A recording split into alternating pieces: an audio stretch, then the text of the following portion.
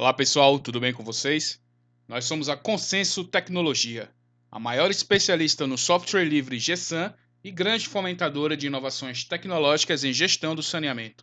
Inscreva-se no nosso canal e compartilhe nossos vídeos. E não deixe de acompanhar nossas redes sociais. Eu vou deixar os links aí na descrição. Hoje vamos dar continuidade às videoaulas do módulo de segurança. Só lembrando, o módulo de segurança é o módulo que faz o controle dos acessos ao sistema GSAN, ou seja, controles de usuário, grupos de usuário, alterações de senha, permissões de acesso, etc. Tudo que diz respeito ao controle dos acessos dos usuários, dos grupos e das atualizações e alterações de senhas passa pelo módulo segurança. E hoje a gente vai ver uma importante funcionalidade desse módulo, que é a inserir usuário. Para acessar a funcionalidade é bem simples. Basta você entrar numa base do GSAN com seu login e sua senha de usuário, árvore do menu GSAN, módulo segurança, submódulo acesso, usuário, inserir usuário. É nessa funcionalidade aqui que você vê que ela tem duas abas que a gente vai cadastrar um novo usuário no banco de dados do GSAN. O que esse usuário vai estar habilitado a fazer, né? Justamente isso que a gente fez. Acessar uma base do GSAN com um login e uma senha. Isso aí a gente faz, só quem pode acessar o GSAN dessa forma são usuários cadastrados. E esse cadastro é feito na funcionalidade de inserir usuários, que é o assunto da nossa videoaula de hoje. Você nota aqui que ela abre, como eu falei antes, em duas abas, que é a dados gerais, onde você vai informar os dados gerais do usuário, e a aba acessos do usuário, que a gente vai acessar logo mais, que trata aí das permissões de acesso desse usuário, o que ele pode fazer, né? Depois que ele logar no GSAN. O que ele está habilitado, o que ele vai ser habilitado para fazer. Lembrando que os campos assinalados com um asterisco vermelho são de preenchimento obrigatório. Dito isso, vamos preencher aqui a aba dados gerais da inserir usuário. Um campo importantíssimo é esse tipo de usuário, porque dependendo do tipo de usuário, alguns campos aqui eles ficam habilitados ou não para preenchimento. Por exemplo, você selecionando aqui o tipo de usuário prestador de serviço, o campo matrícula do usuário, esse campo aqui, matrícula do usuário, ele fica desabilitado para edição. Por quê? Porque é um prestador de serviço, ele não é usuário, desculpa, ele não é funcionário dessa empresa aqui que a gente está usando de base para gravar a videoaula. Ele é um prestador de serviço. Então, selecionando aqui, por exemplo, o tipo de usuário prestador de serviço, você obrigatoriamente precisa selecionar a empresa ligada a esse prestador de serviço. Ao contrário disso, se você selecionar aqui empregado, o campo empresa fica desabilitado para edição, ou seja, você está dizendo que ele é empregado, esse usuário que você está inserindo, esse novo usuário, ele é empregado dessa empresa que a gente está usando de base, no caso, para gravar a videoaula. Então a matrícula, desculpa, o campo empresa fica desabilitado e habilitado aqui a matrícula do funcionário. Lembra, na videoaula de inserir funcionário, a gente falou isso, que através da matrícula do funcionário, depois que você insere, vou deixar o link da videoaula aí na descrição também, depois que você insere o funcionário, na inserir funcionário, através da matrícula dele aqui você pode cadastrar esse funcionário como usuário do GSAN. E é isso que a gente vai fazer. Você informa aqui a matrícula do funcionário, clica Enter. Olha que bacana. Lembra da aula de inserir funcionário? Tem um link aí na descrição, como eu já falei.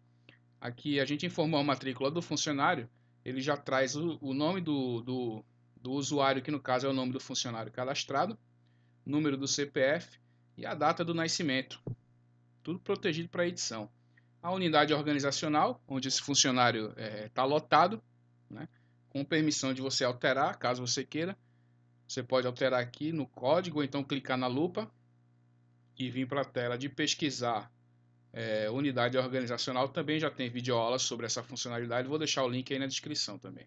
Então você pode alterar a unidade organizacional. No período de cadastramento, você vai informar o período de validade da senha, que depois que você insere o usuário na funcionalidade aqui, na inserir usuário, depois que você insere o usuário, ele próprio, né, se ele tiver autorização, ou o administrador sobre o qual ele está subordinado, vai lá na alterar senha, já tem videoaula também sobre essa funcionalidade, vou deixar o link na descrição, para cadastrar a senha dele, de acesso ao GESAN. E é aqui no período de cadastramento que a gente vai definir o tempo que essa senha vai levar para expirar. Por exemplo, hoje é 17 de abril de 2019 e aqui eu vou colocar 17 de outubro de 2019, dizendo que essa senha que ele vai cadastrar depois, lá na alterar senha, vai ter a validade de 6 meses. O login é preenchido automaticamente com a matrícula do funcionário, no caso, ou com o CPF do prestador de serviço, porque a gente concorda, né, que o prestador de serviço, como ele não é funcionário da empresa, ele não tem uma matrícula de funcionário. Então, caso ele fosse aqui, o tipo de usuário fosse prestador de serviço, o login dele seria o CPF do prestador de serviço. Aqui a gente vai informar o e-mail, né, do usuário, a gente vai confirmar o e-mail. Aqui no indicador de usuário para a rotina batch, a gente vai informar sim ou não, se esse usuário vai ter um indicador de usuário para a rotina batch, ou seja, para aquelas rotinas automáticas que não dependem, né, de uma pessoa operando no GESAN, e se vai ser um indicador de usuário para a internet também. Você informa sim ou não. Preenchidos aqui os campos, né, da aba Dados Gerais, vamos para Acessos do usuário. Aqui na aba Acessos do usuário, a gente está adicionando esse usuário novo, né, no banco de dados do GESAN, e é aqui que a gente vai definir o acesso dele. O que ele vai poder fazer no sistema GESAN. Caso a gente queira copiar o perfil de acesso dele de algum usuário que já exista, é só a gente informar o ID do usuário que a gente vai usar de referência.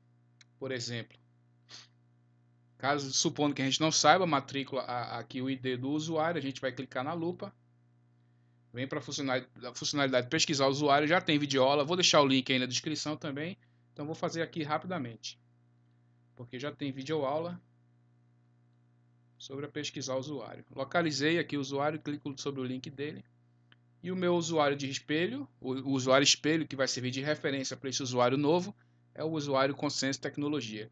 Aqui ele já deu a abrangência do acesso desse usuário, né? Já deu grupo, aqui ele está dentro, né? Esse usuário está dentro, ó, consulta básica e atendimento, já deu grupo.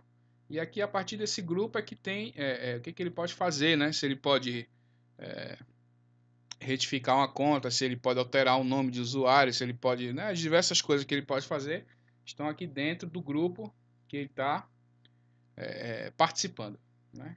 Que ele está inserido, melhor dizendo. Isso se você quiser usar um usuário de referência, né? Aqui no caso você está usando. Se você não quiser usar um usuário de referência, você mesmo vai definir aqui o acesso dele. A abrangência do acesso para esse usuário novo, você define. Por exemplo, eu não quero que ele tenha acesso a todos os imóveis, no caso aí do estado, mas só da sua gerência regional. Então a gente informa aqui gerência regional e informa aqui a gerência regional. A unidade de negócio fica desabilitada porque a gente já preencheu aqui a abrangência de acesso. Se a gente tivesse selecionado aqui a unidade de negócio, seria o contrário. A gerência ficaria desabilitada e a unidade de negócio habilitada. Se a gente informar aqui na localidade, né, a gente vai poder informar a localidade aqui.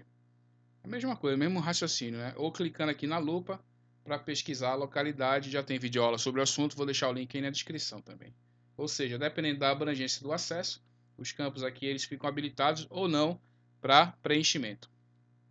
Gerência regional, Sorocaba. E aqui a gente vai escolher, selecionar os grupos, né? Obrigatoriamente os grupos que esse novo usuário ele vai ser inserido nesse grupo, e a partir desse grupo é que ele vai ter aí as permissões de acesso que ele vai poder fazer no sistema GESAN.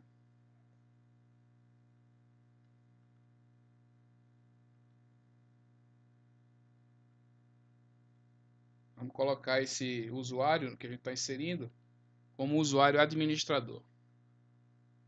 Então aqui na aba acesso de usuário, a gente definiu aqui a abrangência do acesso desse usuário, os grupos a que ele pertence. Na dados gerais a gente informou os dados gerais desse usuário. E é isso. Preenchidos os campos aí, clica no botão concluir.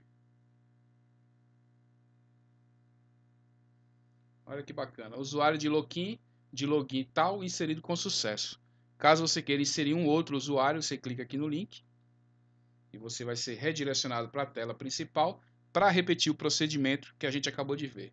Resumo da videoaula de hoje, a gente viu como é que a gente insere um novo usuário no banco de dados do GSAM, a gente viu que a gente preenche essa primeira tela com os dados gerais do usuário e depois define o acesso do usuário.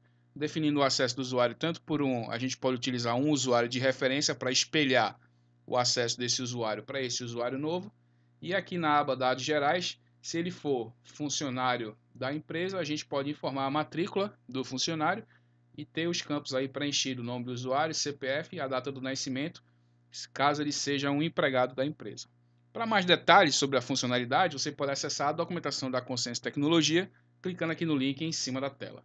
Você será direcionado para a base de documentação da Consenso, não é? Deixa eu retornar aqui só um momento. GSAM, segurança, acesso, usuário, inserir usuário. Clicando aqui no caminho, em cima da tela, você vai ser direcionado para a base de documentação da Consenso Tecnologia, que tem mais de 1.700 funcionalidades atualmente documentadas do sistema GSAM. Lembrando que essa colmeia aqui da base de documentação, ela espelha a árvore de menu aqui do GSAM. Então, espelhando a árvore do menu, hoje a gente viu o módulo segurança, viu o módulo submódulo usuário e vimos aqui a inserir usuário. É dessa forma que você localizou a funcionalidade, a documentação da funcionalidade. Clica sobre ela e vem para inserir o usuário, que foi assunto da nossa videoaula de hoje. Aqui você tem os prints de tela, as verificações, as validações durante o preenchimento dos campos, orientações sobre o preenchimento dos campos, né, de cada aba, inclusive, funcionalidade dos botões, documentações de referência e a opção de, ao final, você converter essa documentação do Wiki em uma documentação em Word para você imprimir, caso você esteja num treinamento e ache mais confortável de ler ela impressa em mãos. Lembrando que esses links verdes assinalados na documentação da Consenso, os links verdes apontam para documentações de referência que vão auxiliar você no entendimento da documentação principal, que no caso é inserir o usuário, assunto da nossa videoaula de hoje. Eu recomendo muitíssimo a leitura, caso você queira complementar as informações que a gente acabou de ver. Retornando para a base do GSAM, saindo da base do GSAM. Pessoal, muito obrigado pela atenção, um grande abraço. Vocês sabem, não é? A gente se vê na próxima videoaula.